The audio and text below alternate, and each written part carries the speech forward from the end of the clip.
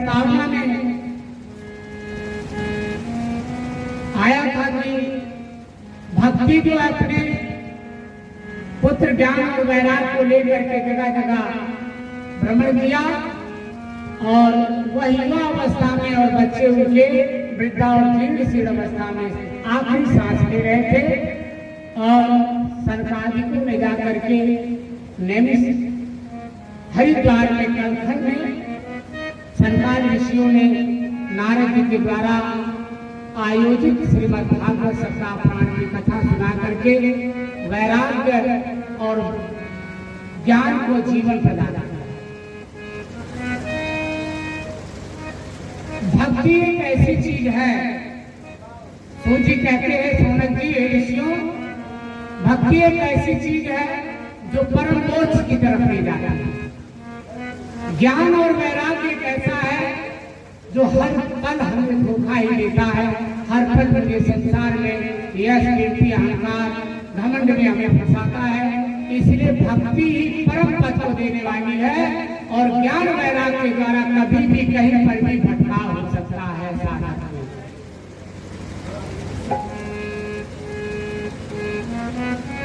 भक्ति ही साधना की परम सीमा परम अवस्था है। भक्ति के द्वारा आप भगवत प्राप्ति कर सकते हैं। ज्ञान और वैराग्य के द्वारा भगवत प्राप्ति करने में बाधा उत्पन्न हो सकती है।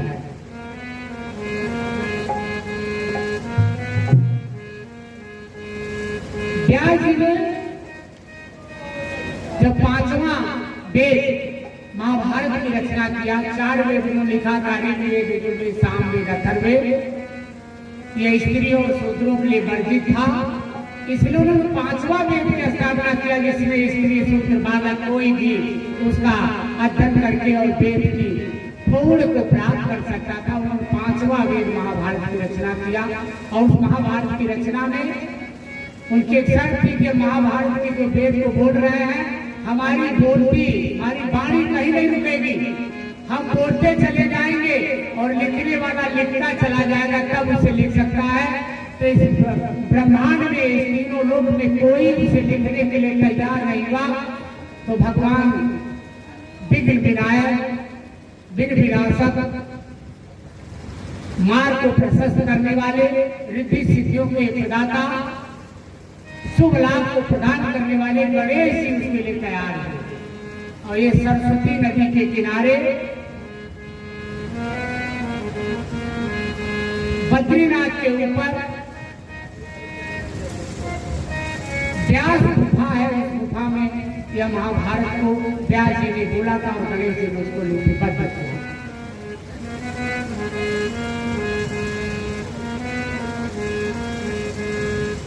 जितनी भी पुस्तकें लिखी गई है, जितने भी हमारे शास्त्र लिखे गए, पुराण लिखे गए हैं, वो सभी प्रमाणित होते हैं।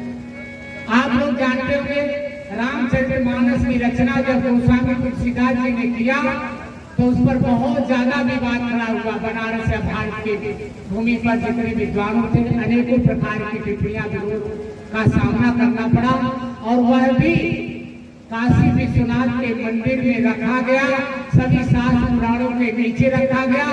अंत में 7वें दिन जब खोला गया तो सत्यम शिवम और सुंदरम उसमें लिखा हुआ था। तब जाकर के लोगों ने माना कि यह भगवान शिव ने बोला और पार्वती ने सुना और इसको गोस्वामी तुलसीदास जी ने लिखा। इसी प्रकार जब उन्होंने सरस्वती नदी के किनारे व्यास गुफा में बैठ करके व्यास जी ने बोला, गणेश जी ने उसको लिखा, तो एक बात उसको प्रमाणित हो गया। व्यास जी सभी के पास है। व्यास भी भगवान के जो अवतार हैं, 12 अवतार प्रमुख हैं, वैसे भगवान के 22 अवतार हैं। उन अवतारों में व्यास जी का भी भगवान नारायण का ही अवतार है। पराशर के और सरस्वती के सहयोग से व्यास जी की उत्पत्ति हुई।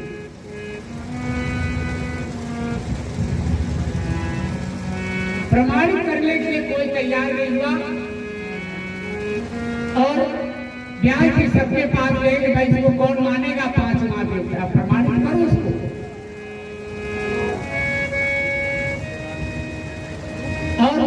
घूमते घूमते चारों तरफ घूमे, कोई प्रमाण करने के लिए तैयार नहीं हुआ।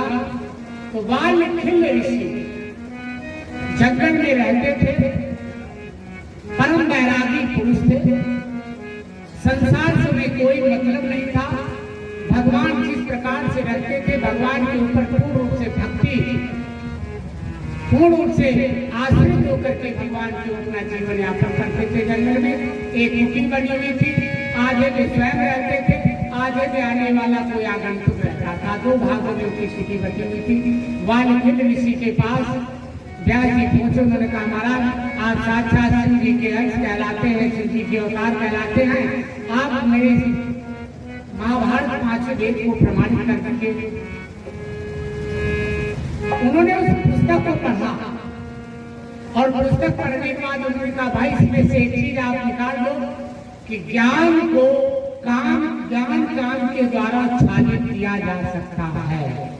अगर ये सब आप इसमें से निकाल लीजिए तो मैं इसको प्रमाणित कर दूंगा। भैया इस आवाज को थोड़ा हमारे सबसे तेज रखिएगा। साउंड वाले कहाँ गए? साउंड वाले कहाँ गए? साउंड भैया ये मेरी आवाज को ये लोगों थोड़ा सा ज्यादा रखिएगा ना। उन्होंने कहा ये आप जानते होंगे, आपके हमारे सभी के बच्चे भी पढ़ते हैं, जब हम नेट क्वालिफाई करते हैं, नेट क्वालिफाई करने के बाद यूजीसी क्वालिफाई के लिए नेट क्वालिफाई करते हैं, तो हमारा सिलेक्शन होता है किसी यूनिवर्सिटी में थीसिस लिखने के लिए, पीएचडी करने के लिए। और उसमें भी हम किसी भी प्रोफेसर जो पीएचडी होल्डर होते हैं उनके अंदर में हमें आपको कार्य करना पड़ता है, लिखना पड़ता है, जो आपको सब्जेक्ट मिल जाता है।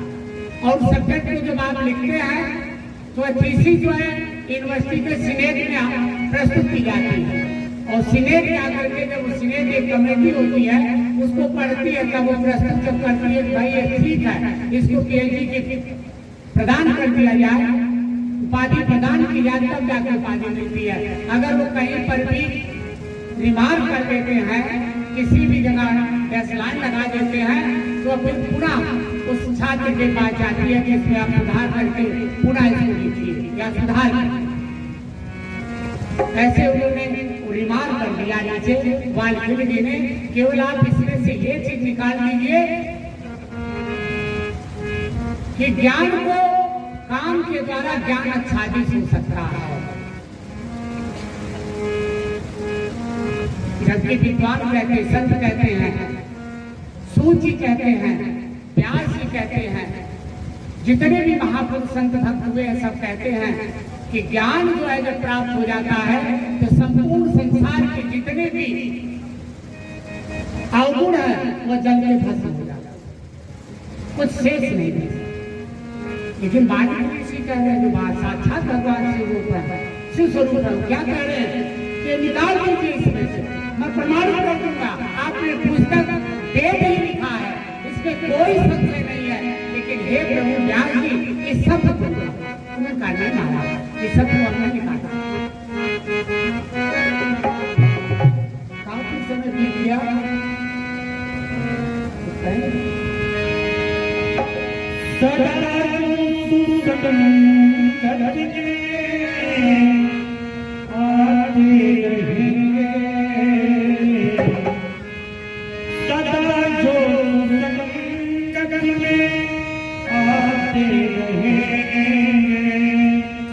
जीवन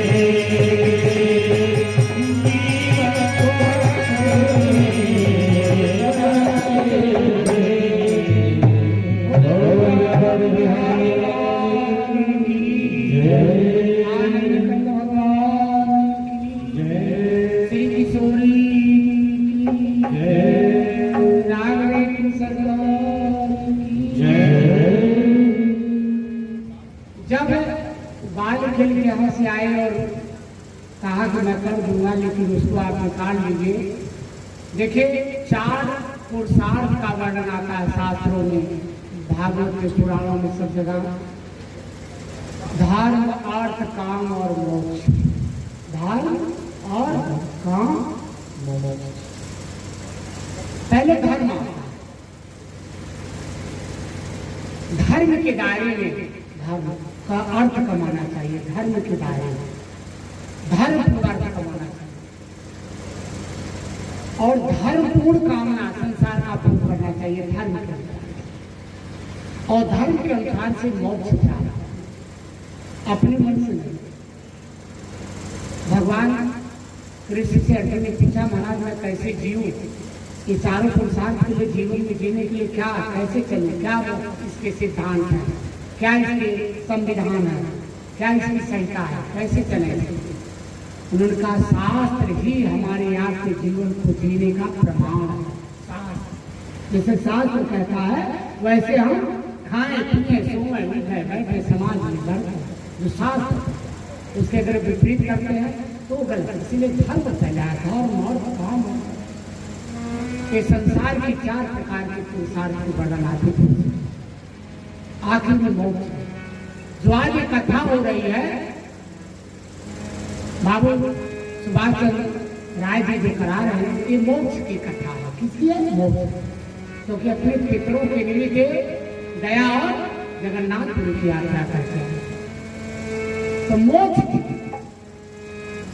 अभी नहीं चाहिए मोक्ष कैसे मिलेगा आपको? क्योंकि धर्म, अर्थ, काम, ये तीनों का हमारी समझ से अभी नहीं कोई आवश्यकता नहीं। अभी नहीं केवल आवश्यकता तो मोक्ष की आवश्यकता। मोक्ष उम्र की अवस्था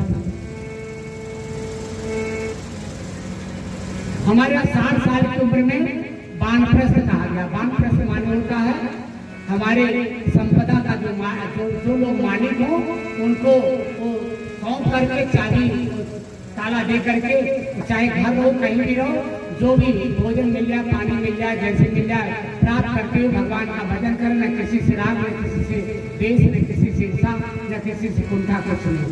ये वानप्रस्थ, वानप्रस्थ। फिर संन्यास। 70 साल की अवस्था में अगर आप पहुंच गए तो आप सन्यासी हो गए। चाहे सन्यास का पालन करें, सन्यास का दीक्षा लें, सन्यास के मार्ग पर चलें ना चलें, लेकिन आप सन्यासी हो। 74 वर्ष की उम्र में बाल सन्यास। 74 वर्ष की अवस्था अगर शास्त्र के अनुसार हो गई तो आप बाल सन्यासी हो गए। मल मूत्र किसी भी अवस्था में आप हैं तो अपने जीवन के लिए भोजन कर रहे हो, भगवान का भजन करते रहे। भोजन कर रहे हो भगवान। आपको जरूरी नहीं है कि मेरे वस्त्र में कट्टी पेशाब हो, मैं कैसे खाऊं, कैसे भजन करूं? कुछ भजन करो और जो मिल जाए वो खा। बाल सन्यास में जैसे बालक है 5 साल का, टट्टी कर रहा, कोई आया उसे बिस्कुट दे दिया, बाबा बाबा हेलो लो, उसे नहीं मालूम है टट्टी तरफ से मेरा हाथ पकड़ता है। ऐसे बाल सन्यास। तो बाल खिल भी जब उन्होंने कहा काम ज्ञान को आच्छादित कर सकता है, ये निकाल दीजिए, मैं प्रमाणित कर दूंगा। नहीं निकालने के लिए तैयारी है। तो एक दिन की बात है, खूब बढ़िया मौसम था, सायंकालीन का मौसम था, संध्या का, त्रिकाल संध्या, हमारा त्रिकाल संध्या का प्रसंग आता है। 3 काल की संध्या, प्रातःकालीन, दोपहरकालीन और सायंकालीन, 3 काल की संध्या। और तीनों काल की संध्या में सूर्य को अर्घ देना चाहिए और गायत्री करना चाहिए। जिसे गायत्री नहीं मिला वो अपने गुरु मंत्र का करना चाहिए, वो भी उतने फल मिलेगा। संध्या का समय होने वाला था और जंगल में एक स्त्री श्वेत वस्त्र में, युवा स्त्री खूब सुंदर लंबी चौड़ी श्वेत वस्त्र पहनी थी और बरसात, हल्की हल्की फुहार पड़ रही, बरसात। तो जंगल में बरसात होने से जंगल में जा रहे पेड़ों से और बौछारों से उसका शरीर भीग गया। शरीर के भीगने से शरीर के सभी अंग प्रत्यंग बहुत सुंदर लग रहे थे, सम्मोहन करने वाले लग रहे थे। और वो चली चली और जाते जाते कहां पहुंची? पालखिल ऋषि जी के आश्रम। शाम हो चुकी थी, संध्या का समय था। अरे अरे तू कहाँ आ गई? भाग भाग आ गया, भाग कैसे आ गई? किसने कहा? कैसे? तो कहाँ से? चल यहाँ से, चल चल, भाग नहीं हो जा। हाथ जोड़ करके बैठ गई। महाराज ये जंगल है, शाम हो गई है, जंगल में चलते चलते मेरी शाम हो गई है। आगे आगे सिंह हिंसक पशु मिलेंगे, बरसात हो रही है, ठंड लग रही है, वस्त्र नहीं मेरे पास, कोई आश्रम नहीं मारा। आप संत हो, साधु हो, महात्मा हो, आप मुझे रहने का आश्रय देते हैं। कथा को बड़े ध्यान से सुनिएगा, बहुत मार्मिक कथा है, ये मोक्षगामी कथा है और इस पर थोड़े ध्यान से आप लोग चिंतन करेंगे तो बहुत कुछ पाएंगे। डांटते रहे, भगाते रहे, लेकिन वो नहीं माना, नहीं माना। जी वहां पर बोली महाराज आप जैसा भी कहो, मुझे ठंड भी कांप रही है, हवा भी चल रही है। ये हमारे आपके भी जीवन का अनुभव है, पानी बढ़ रहा